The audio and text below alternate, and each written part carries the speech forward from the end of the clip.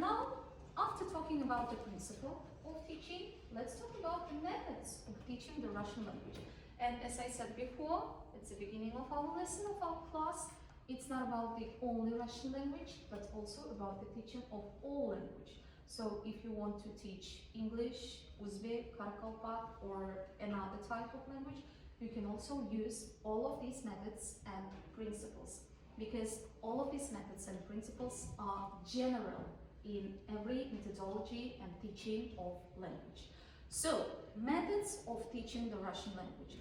First of all, we need to talk about the concept of teaching methods. Teaching methods, what are they? Teaching methods are ways of organizing interaction between teacher and students aimed at achieving educational goals. Teaching methods determine the character of learning activities, ways of giving knowledge, and the level of students' participation in the learning process. And now let's talk about the main teaching methods. They are explanatory illustrative method. For me, it's a more traditional method that we usually use in our classes. Reproductive method, problem-based method, and research method. And the first one is the explanatory illustrative method, the traditional one. This method involves the transmission of knowledge from the teacher to students. It includes lectures, like today we have, explanations, like I do now, and demonstration of linguistic examples. The advantage of this method is that this method lies in the systematic presentation of theoretical material. So this method will be very, very useful if you are explaining the theoretical material. Like today we are talking about the principles and methods of teaching. The second method is reproductive method. In this method, students reproduce previously given knowledge and apply it according to a given model. Examples of tasks include completing grammatical exercises. Usually we do grammatical exercises in our seminar classes or practical classes. Sentence analysis, applying rules following a specific algorithm. This method is very helpful to consolidate linguistic knowledge and skills. Talking about the third problem is a problem-based method. The problem-based method is something new in teaching methods nowadays. It involves creating a problematic situation that requires students, it means you, to search for solutions independently. It means самостоятельно, независимо.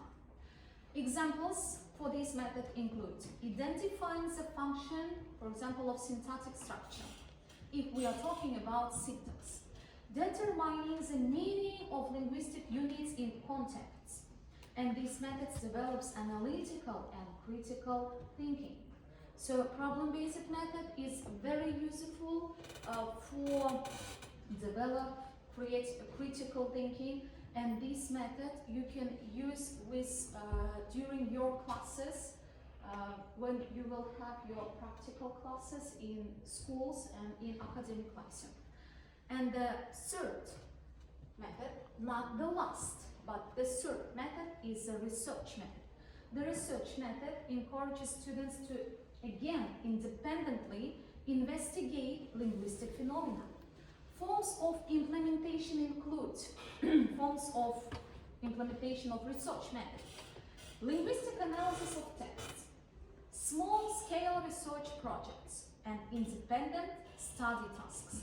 For example, students might analyze syntactic structure in literary texts. So, the four methods of teaching of Russian language, but also it's the main teaching methods. It's explanatory illustrative method.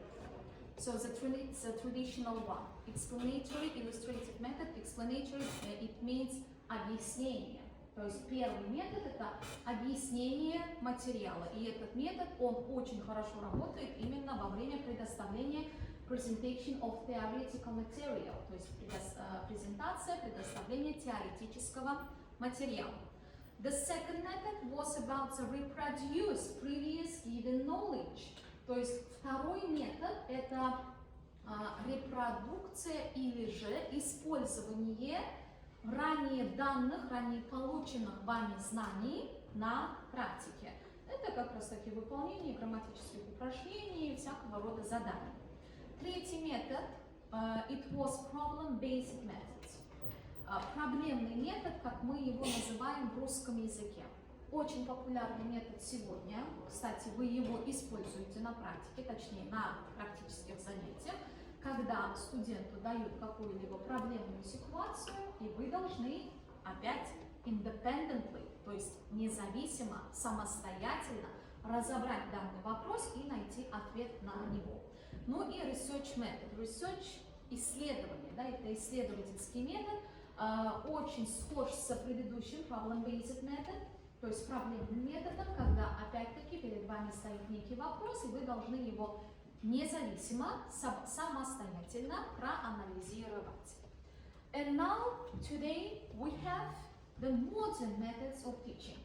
Modern language teaching activity incorporates digital and interactive technologies.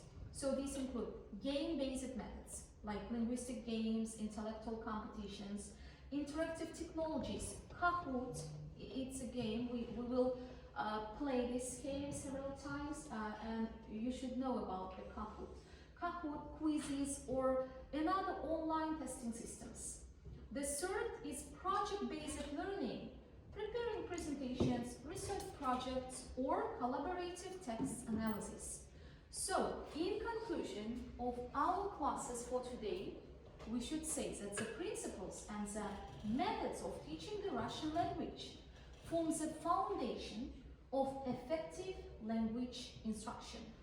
They determine the content of education, the organization of classroom activities, and the interaction between teachers and students.